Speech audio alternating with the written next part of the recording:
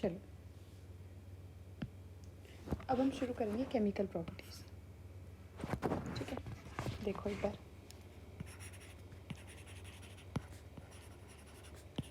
Chemical properties देखते हैं। पहली बात कि किस किस टाइप की केमिकल प्रॉपर्टीज़, मतलब जो एल्काइल हैलाइड है हमारी, वो किस किस टाइप की रिएक्शन शो करता है। तो अगर बात करें तो ये हमें बेसिकली 3 टाइप की रिएक्शन शो करवाएंगे। कौन कौन सी? सबसे पहले है न्यूक्लियोफिलिक,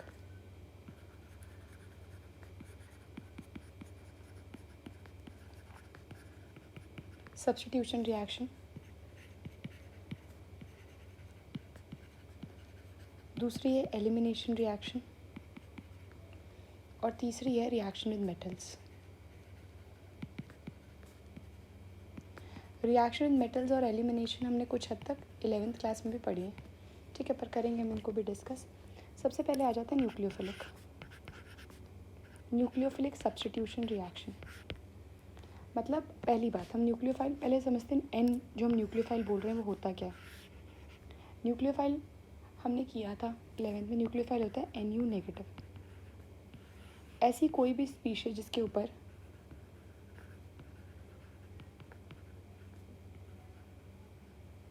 नेगेटिव चार्ज हो, कहने का मतलब वो इलेक्ट्रॉन रिच स्पीशीज हो, उसे हम कहते हैं न्यूक्लियोफाइल। तो हमें पता है न्यूक्लियोफाइल अटैक कहाँ करेगा? जहाँ पे इलेक्ट्रॉन की डेफिशिएंसी होगी बेसिकली। तो अगर हम बात करते हैं कि मुझे न्यूक्लियोफिलिक सब्स्टिट्यूशन रिएक्शन करवानी है, ठीक है, तो इसके लिए हमारे पास 2 मैकेनिज़म्स हैं। क्या क्या है मैकेनिज़म्स के नाम? सबसे पहले बात करते हैं SN1, फिर बात करते हैं SN2। क्या फ़र्क है SN1 और SN2 में? 1 का मतलब है यूनिमॉलिक्यूलर न्यूक्लियोफिलिक सब्स्टिट्यूशन।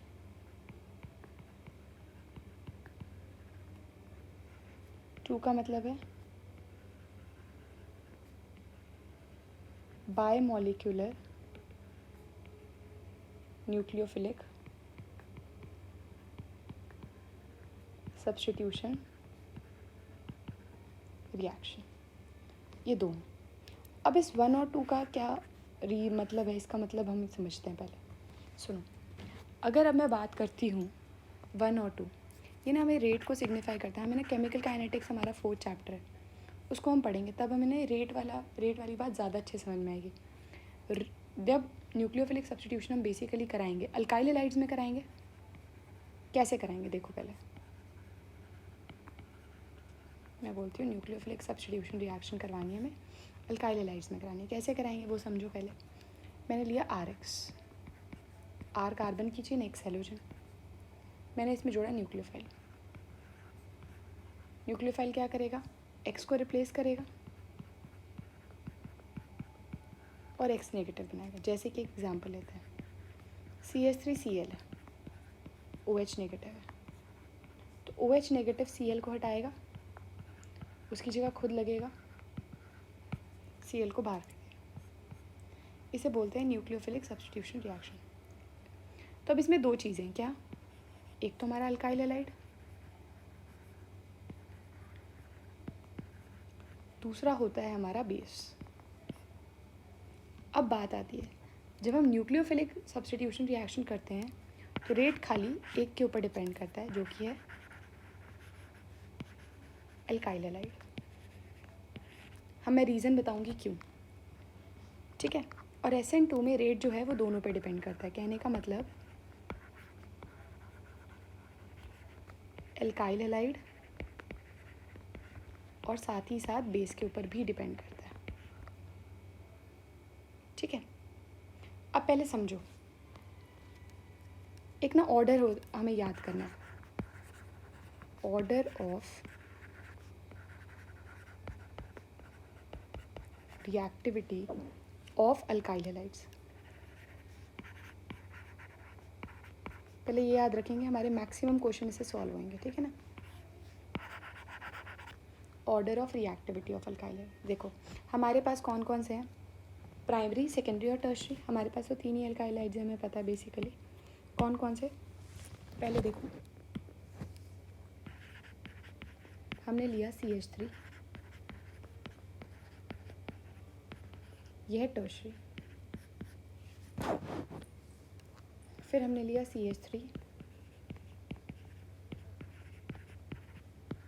ये सेकेंडरी, फिर हमने लिया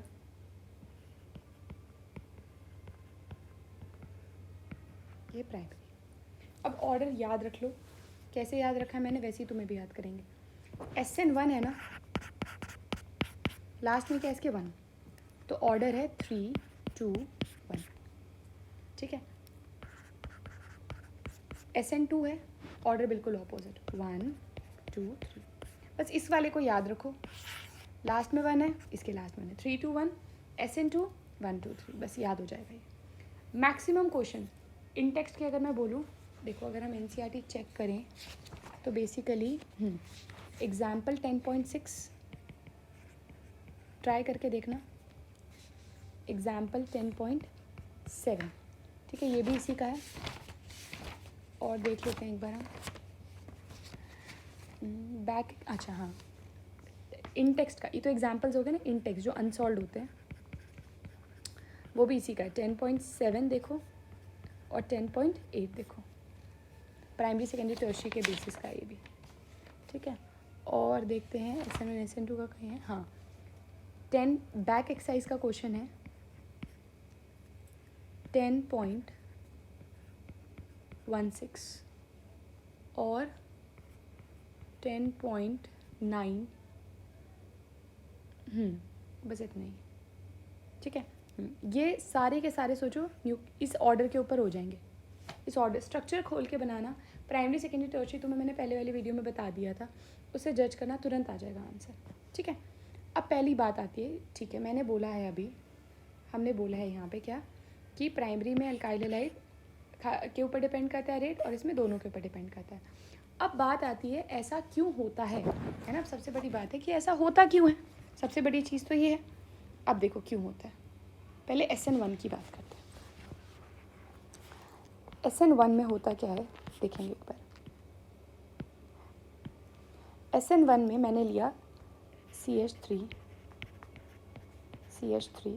अच्छा पहले हम ये बात बताते हैं। SN1 ना एक 2 स्टेप प्रोसेस है। SN1 क्या है, 2 स्टेप प्रोसेस है। क्या है उस 2 स्टेप प्रोसेस में,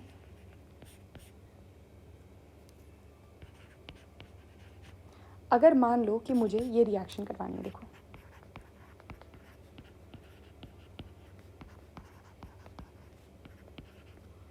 इसमें OH नेगेटिव जोड़ना है, क्या होगा, OHCl को रिप्लेसमेंट देगा,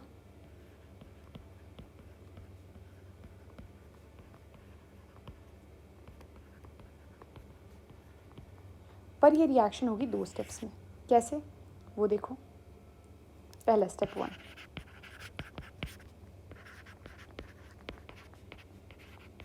CH3 सबसे पहले Cl निकलेगा। हमें तो पता है क्लोरीन इलेक्ट्रोनेगेटिव है, तो वो अपने इलेक्ट्रॉन ले लेगा, Cl minus plus,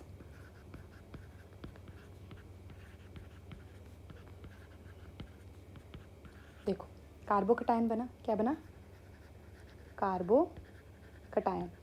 carbocation is carbon bearing a positive charge, carbocation is carbon bearing a positive charge, और इसके पास क्या होती है, इलेक्ट्रॉन की कमी। चलो इसको हम बाद में डिस्कस करेंगे, इसका क्या, ये मैंने क्यों बताई ये बात, ठीक है। फिर अगले स्टेप में, स्टेप 2 में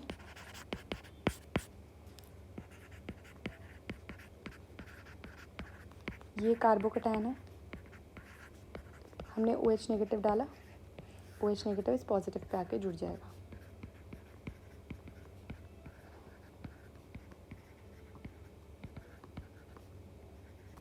ठीक है। चलो ये 2 स्टेप की हो गई। स्टेप 1 जो है वो स्लो स्टेप होता है, स्टेप 2 जो होता है हमारा वो फास्ट स्टेप होता है। तो जो स्लो स्टेप है वो हमारा RDS at was rate determining step, जो रेट हमारा डिपेंड करेगा वो खाली अल्काइल हैलाइड के टूटने के ऊपर डिपेंड करेगा। बात आती है ऐसा क्यों है, देखो इसके अंदर कार्बोकटायन बनता है, हम ऑर्डर देते हैं 3 2 1, है ना, टर्शियरी सबसे जल्दी, सेकेंडरी और प्राइमरी। ये ऑर्डर क्यों है मुझे ये समझना है, ठीक है। चलो मैं बनाती हूँ, टर्शियरी कार्बोकैटायन, सेकेंडरी कार्बोकैटायन और primary.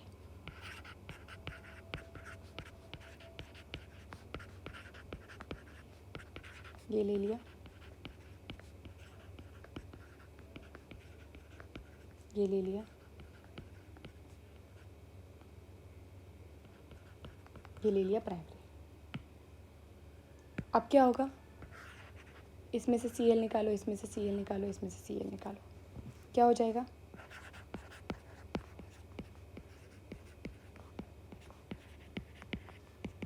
Positive charge,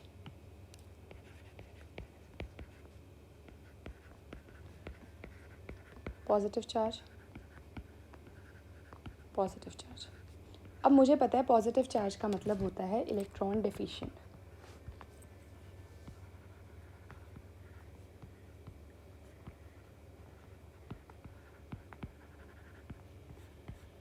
electron deficient का मतलब मुझे अगर इसको स्टेबलाइज कराना है तो मुझे इसमें इलेक्ट्रॉन डोनेटिंग ग्रुप ऐड करने पड़ेंगे।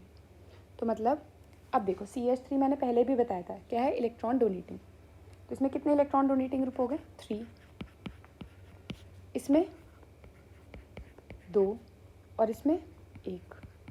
तो सबसे ज़्यादा कमी किसकी पूरी हो रही है, क्योंकि इसमें 3 है, सबसे ज़्यादा कमी टर्शियरी की पूरी हो रही है, फिर सेकेंडरी की और प्राइमरी की सबसे कम। तो स्टेबिलिटी का ऑर्डर क्या हो गया, टर्शियरी, सेकेंडरी और प्राइमरी, ये ऑर्डर हो जाता है इसके अंदर, ठीक है। ये हमारा हो गया SN1 का मैकेनिज्म पूरा। और रीज़न भी हमें पता चल गया, क्योंकि इस स्टेप में कार्बोकैटायन बनता है और टर्शियरी कार्बोकैटायन सबसे ज़्यादा स्टेबल होता है। क्यों, क्योंकि it has 3 electron donating groups, ठीक है। इतनी बात ठीक है, चलते हैं आगे। अच्छा, इसमें एक वर्ड आता है, हम यूज़ करते हैं क्या, रिटेंशन ऑफ कन्फिग्रेशन। क्या यूज़ करते हैं, रिटेंशन ऑफ कन्फिग्रेशन। इस बात का मतलब क्या है मैं समझाती हूँ। हमने ना अभी किया है मैकेनिज्म, देखो ये रहा, 2 स्टेप का प्रोसेस है, स्टेप 1 और स्टेप 2। देखो Cl जहाँ से निकला OH बिल्कुल वहीं आके जुड़ा, कोई मतलब चेंज नहीं हुआ है ना, जहाँ पे Cl निकला OH वहीं आके जुड़ा, तो कोई कन्फिग्रेशन में चेंज नहीं हुआ। तो इसीलिए बोलते हैं हम इसे रिटेंशन ऑफ कन्फिग्रेशन, ठीक है। और इसे हम क्या बोलते हैं, 2 स्टेप प्रोसेस है, ठीक है। रेट किसके ऊपर डिपेंड करता है, कार्बोकैटायन के ऊपर। ऑर्डर है इसका कार्बोकैटायन का, टर्शियरी, सेकेंडरी और प्राइमरी, ये ऑर्डर हो जाएगा, ठीक है। अब बात आती है SN2 की। अब SN2 समझो, SN2 है बायोमोलिक्यूलर,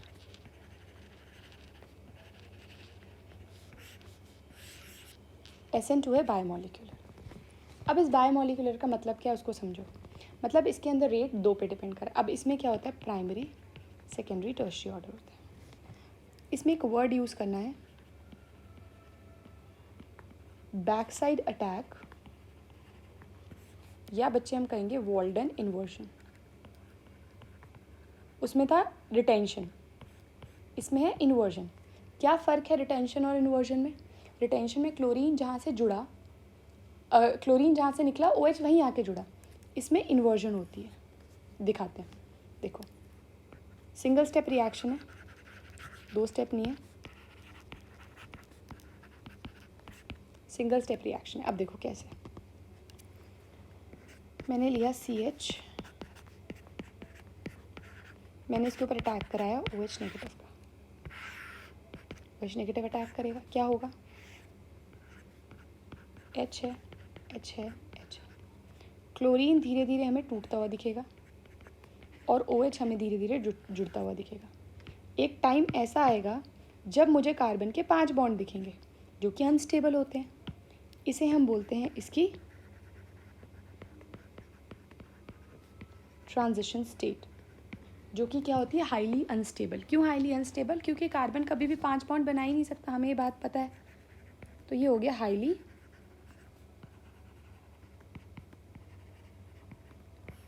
अब अगर इस प्रोसेस में इस पार्ट की कोई हाइब्रिडाइजेशन पूछ ले तो तुम्हें तो 5 बॉन्ड दिख रहे हैं, 5 सिग्मा बॉन्ड, तुम बोल दोगे हाइब्रिडाइजेशन sp3d, जो कि गलत हो जाएगी। भाई ये दो जो बॉन्ड्स हमने बनाए हैं डॉटेड लाइन के साथ, ये तो टूटने और जुड़ने वाले बॉन्ड हैं। तो हमारे पास नेट कितने हैं, 3 सिग्मा है, तो हाइब्रिडाइजेशन sp2 रखनी है हमें। लास्ट स्टेप में क्या होगा, क्लोरीन निकल जाएगा और OH जुड़ जाएगा। कैसे, बैक साइड। ये होता है इन्वर्जन, इसका नाम है इन्वर्जन का, वॉल्डन इन्वर्जन, कि भाई क्लोरीन जहाँ से निकला OH इसको बिल्कुल ऑपोजिट साइड आके जुड़ा, that is Walden inversion, inversion of configuration कहते हैं हम इसे। ठीक है, यहाँ तक बात हो गई। अब चलते हैं आगे। अब 2 एक्सेप्शंस पढ़नी।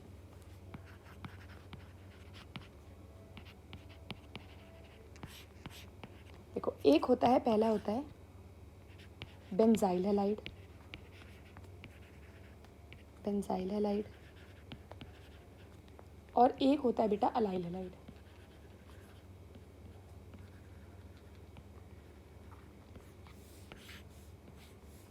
बेंजाइल क्या होता है,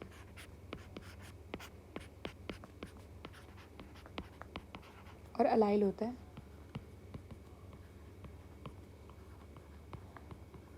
ये हो गया। अब क्या करेंगे, इसमें से कार्बन क्लोरीन हटाएंगे, पॉजिटिव चार्ज इस पर भी आया, पॉजिटिव चार्ज। अब क्या होगा, ये बना बेंजाइल कार्बोकटायन, ठीक है, और ये बना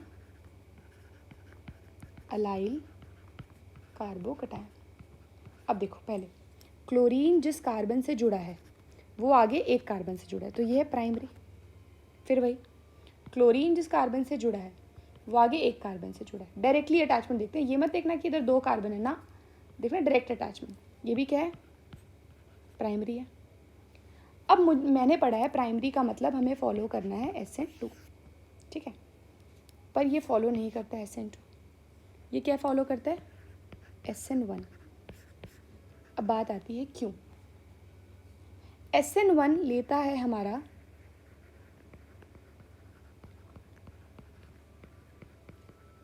कार्बोकटायन की स्टेबिलिटी। इसमें क्या होता है, देखो मैंने लिया बेंजाइल कार्बोकटायन, ये करवाएगा रेजोनेंस इस पॉजिटिव चार्ज की।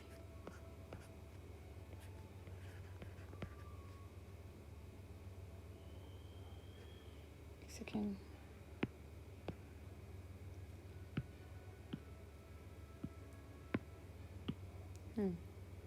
ये बॉन्ड यहाँ गया, यहाँ पॉजिटिव, यहाँ डबल बॉन्ड,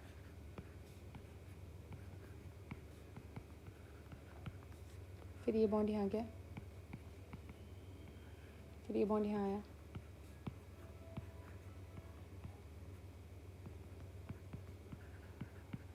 लास्ट में ये बॉन्ड यहाँ।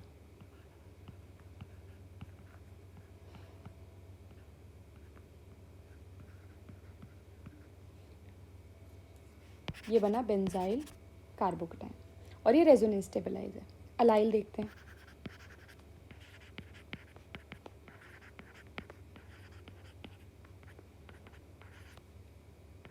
ये बॉन्ड इधर जाएगा,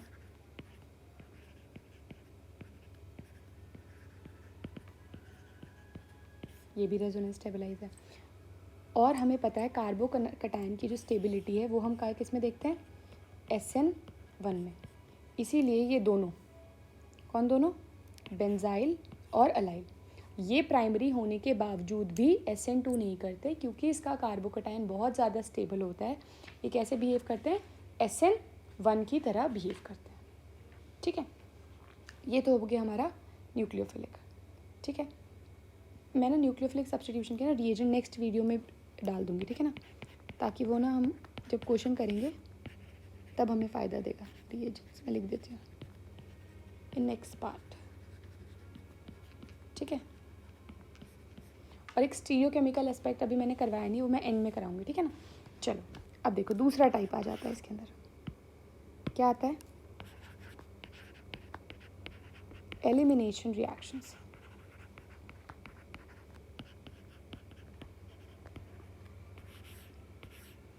एलिमिनेशन, अब एलिमिनेशन में किसी न किसी चीज़ का तो रिमूवल होगा, ठीक है। तो इसमें अल्काइल हैलाइड है। इसमें बेसिकली जो हम रिएजेंट यूज़ करेंगे वो याद रखना, वो हम यूज़ करते हैं अल्कोहलिक पोटेशियम हाइड्रोक्साइड KOH। और ये एलिमिनेशन कौन सी होती है? Beta elimination. अब होता क्या है इसमें, देखो बीटा एलिमिनेशन हो या कोई भी एलिमिनेशन हो, वो होती है बेस की प्रेजेंस में। क्यों बेस प्रेजेंस में क्यों? It extract proton from beta carbon. अभी देखो कैसे समझना, मैंने लिया CH3 CH2 Cl और मैंने डाल दिया इसके अंदर अल्कोहलिक KOH। समझना, पहले मैकेनिज्म समझना, फिर उसको इसको ज़्यादा समझ में आएगा, ठीक है। मैंने इसको स्ट्रक्चर को इलैबोरेट करके लिख रही हूँ, ठीक है। पहले तो अल्फ़ा बीटा समझना है। क्लोरीन जिस कार्बन से जुड़ा है उसे कहते हैं अल्फ़ा, उसके नेक्स्ट वाला जस्ट बीटा। अब KOH क्या देगा? OH negative. OH नेगेटिव सबसे पहले अपने यहाँ पे H ले लेगा। H इलेक्ट्रॉन दे देता है। अगर H इलेक्ट्रॉन दे देता है तो ये जो इसके 2 इलेक्ट्रॉन है वो यहाँ बॉन्ड बनाएंगे, और अगर ये यहाँ बॉन्ड बनाते हैं, ठीक है, तो कार्बन भाई एक टाइम पे 5 बॉन्ड तो बनाने से रहा, 4 तो इसने बना ही रखे इस वाले ने, 5वां और बनाएगा नहीं, तो Cl रिमूव हो जाएगा। तो बेसिकली क्या हुआ देखो, OH ने H लिया, क्या बना? H2O, CH H double bond CH H और Cl नेगेटिव बाहर, जो K पॉजिटिव है उसके साथ Cl नेगेटिव बाहर, KCl, एल्कीन बन जाता है। एलिमिनेशन। अब कंडीशन आती है, ठीक है, आसान है। अगर मान लो मैं दे दूँ CH3 CH Cl CH3, मैंने बोला मैंने अल्कोहलिक KOH डाला है, प्रोडक्ट बना दो। तुम बोलोगे ठीक है बना देंगे भाई, ये अल्फ़ा है ये बीटा है, ये भी बीटा है ना। क्लोरीन जिससे जुड़ा है वो अल्फ़ा, उससे अगला बीटा, बीटा से H जाएगा, इससे Cl, क्या हो जाएगा? डबल बॉन्ड जाने, इसका नाम आया प्रोपीन। अब मान लो मैं इस साइड से रिमूवल कराऊंगी, क्या होगा? CH2 double bond CH CH3, अभी भी नाम क्या आया? प्रोपीन। तो इसमें तो कोई फ़र्क नहीं पड़ा, दोनों साइड से जब नाम दिया नाम सेम आया, क्या आया? प्रोपीन ही आया। पर अगर मान लो स्ट्रक्चर में चेंज कर दूँ, स्ट्रक्चर थोड़ा चेंज कर देती हूँ, देखो CH3 CH Cl CH2 CH3, अब इसमें हमने डाला है अल्कोहलिक KOH, क्या होगा? अब मुझे ये अल्फ़ा है, ये बीटा 1 ले लो, ये बीटा 2 ले लो, साइड वाले दोनों बीटा होते हैं। पहले मैं बीटा 1 से करवाऊँगी, फिर बीटा 2 से। बीटा 1 से कराया तो CH2 double bond CH CH2 CH3, beta 2 से कराया CH3 CH double bond CH CH3, एक बना ब्यूट 1 इन,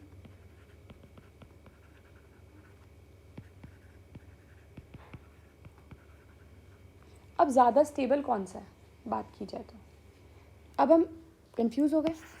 अब हम लगाएंगे सेटजेफ रूल। सेटजेफ रूल, बहुत मैं सीधी भाषा में बात करूँ ना, तो डबल बॉन्ड अगर बीच में है तो स्टेबल है, कोने में है तो अनस्टेबल है। आंसर बता सकते हो ना, ये मेजर है और ये माइनर है। अब सेटजेफ रूल क्या है? बेसिकली सेटजेफ रूल कहता है मोर substituted alkene, more substituted alkene